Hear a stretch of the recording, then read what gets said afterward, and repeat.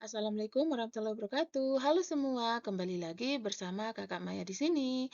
Pada kesempatan kali ini, Kakak kembali akan membahas update soal. Tapi update soal yang akan Kakak bahas kali ini terkait dengan penata layanan operasional. Soal yang Kakak sajikan di sini, tentunya Kakak sertakan dengan kisi-kisi soal dan pembahasan soalnya, supaya kalian lebih mudah dalam memahaminya. Tapi sebelum kita mulai pada soal, silahkan support channel Kakak dengan cara klik tombol like, subscribe, dan tekan tombol loncengnya yang ada pada pojok kanan bawah video ini, supaya kalian tidak ketinggalan video-video terbaru dari Kakak. Oke teman-teman, selamat mengerjakan. Nah, adapun jobdesk penata pelayanan operasional di sini yang pertama ada perencanaan dan pengorganisasian. Kemudian yang kedua ada pemantauan dan evaluasi. Yang ketiga pengelolaan sumber daya. Kemudian yang keempat penanganan masalah dan keluhan. Yang kelima pelaporan dan yang terakhir koordinasi antar departemen. Di sini terkait dengan penjelasannya kalian bisa membacanya sendiri dan bisa mencari lebih banyak lagi eh, untuk kalian menambah wawasan kalian ya. Nah, adapun kisi-kisi penata layanan operasional yang pertama di sini sesuai dengan kisi-kisi tahun 2024 di sini ada Undang-Undang Nomor 25 Tahun 2008 tentang pelayanan publik. Kemudian yang kedua, Peraturan Pemerintah Nomor 60 Tahun 2008 tentang Sistem Pengendalian Intern Pemerintah atau SPIP. Yang ketiga, manajemen operasional. Yang keempat, perencanaan layanan operasional. 5, pengelolaan sumber daya.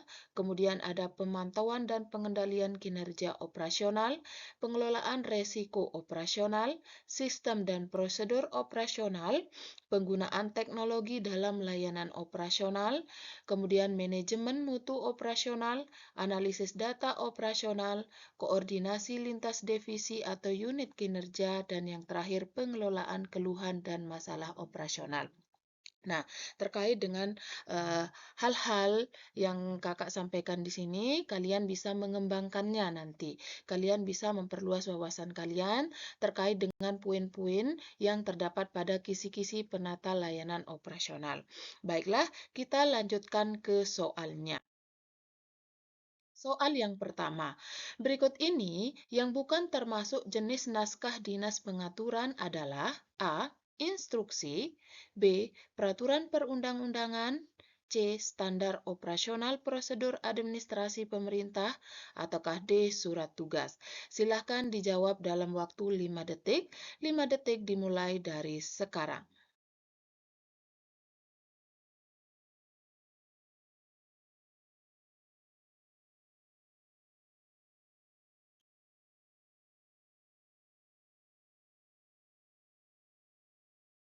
Baiklah, jawabannya adalah D, surat tugas.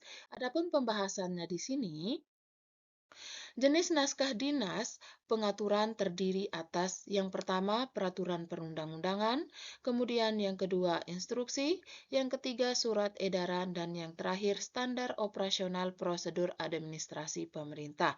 Sehingga berdasarkan uraian di atas, jawaban yang paling tepat adalah opsi D. Kita lanjutkan ke soal berikutnya. Pernyataan tertulis yang berisi keseluruhan rincian kewajiban dan janji yang terdapat dalam standar pelayanan merupakan pengertian dari A. Mediasi, B. Ombudsman, C. Adjudikasi, atau D. Maklumat pelayanan. Silahkan dijawab dalam waktu 5 detik. 5 detik dimulai dari sekarang.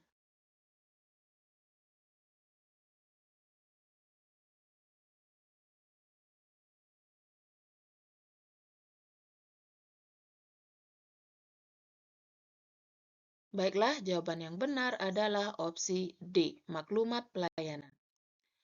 Adapun pembahasannya di sini, maklumat pelayanan adalah pernyataan tertulis yang berisi keseluruhan rincian kewajiban dan janji yang terdapat dalam standar pelayanan.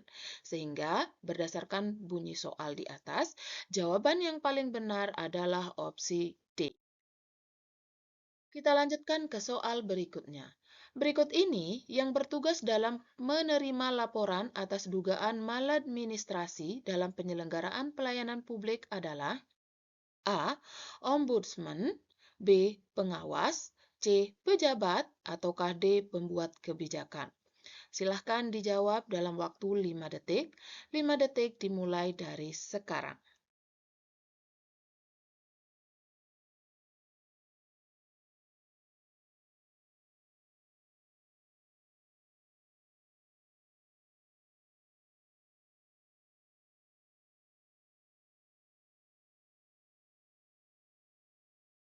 Baiklah, jawaban yang benar adalah opsi A, Ombudsman. Adapun pembahasannya, berikut tugas Ombudsman. Yang pertama, menerima laporan atas dugaan maladministrasi dalam penyelenggaraan pelayanan publik. Kemudian yang kedua, melakukan pemeriksaan substansi atas laporan. Yang ketiga, menindaklanjuti laporan yang tercakup dalam ruang lingkup kewenangan Ombudsman. Yang keempat, membangun jaringan kerja. Yang kelima, melakukan upaya pencegahan maladministrasi dalam penyelenggaraan pelayanan publik. Yang keenam, melakukan koordinasi dan kerjasama dengan lembaga negara atau lembaga pemerintah lainnya, serta lembaga kemasyarakatan dan perseorangan. Yang terakhir, melakukan investigasi atas perkara sendiri terhadap dugaan maladministrasi. Sehingga, berdasarkan uraian di atas, jawaban yang paling sesuai adalah opsi A. Kita lanjutkan dengan soal berikutnya. Serangkaian instruksi tertulis yang dibakukan mengenai berbagai proses penyelenggaraan aktivitas organisasi, bagaimana dan kapan harus dilakukan, di mana dan oleh siapa dilakukan, merupakan A. Standar operasional prosedur, B. Surat edaran, C. Surat keputusan, ataukah D. Surat dinas. Silahkan dijawab dalam waktu 5 detik. 5 detik dimulai dari sekarang.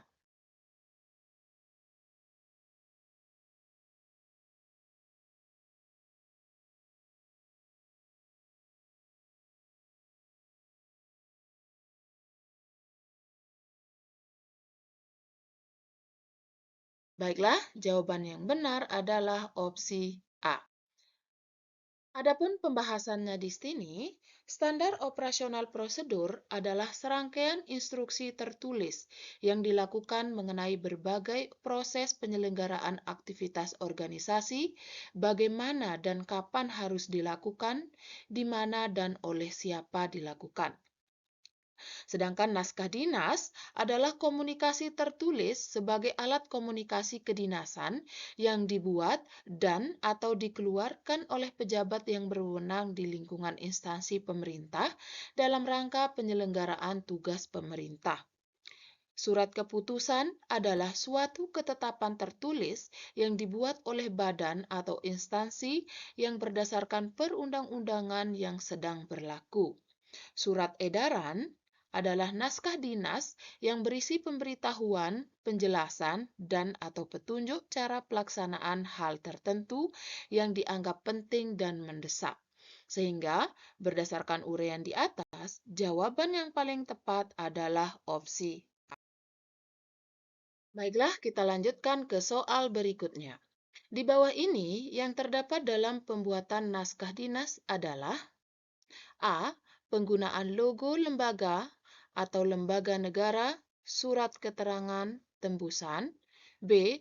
Penomoran naskah dinas, tembusan, penggunaan logo lembaga, garing, lambang negara. C. Nomor halaman, tembusan, surat edaran. Ataukah D. Tembusan, surat edaran, penomoran naskah. Silahkan dijawab dalam waktu 5 detik. 5 detik dimulai dari sekarang.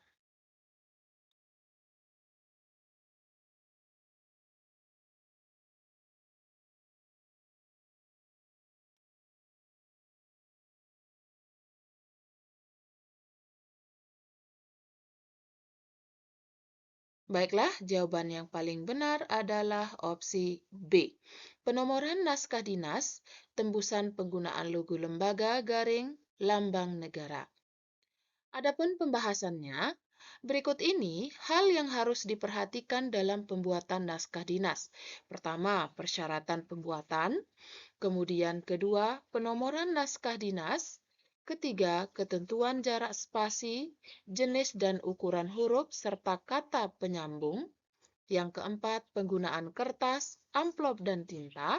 Yang kelima, penentuan batas garing ruang tepi. Yang keenam, nomor halaman. Ketujuh, tembusan. Kedelapan, lampiran. Kesembilan, penggunaan logo lembaga garing lambang negara. Kesepuluh, pengaturan paraf naskah dinas dan penggunaan cap.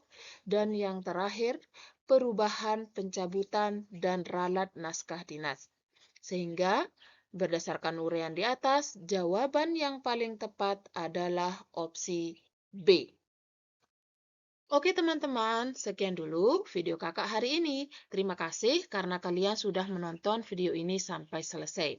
Jika video ini dirasa bermanfaat untuk kalian, silahkan share video ini ke teman-teman kalian supaya manfaatnya tidak berhenti di kalian. Silahkan komen juga di kolom komentar video-video apa yang perlu kakak bahas melalui channel ini supaya kakak selalu mengupdate soal terbaru terkait dengan soal-soal P3K. Oke teman-teman, terima kasih. See you next time and bye-bye.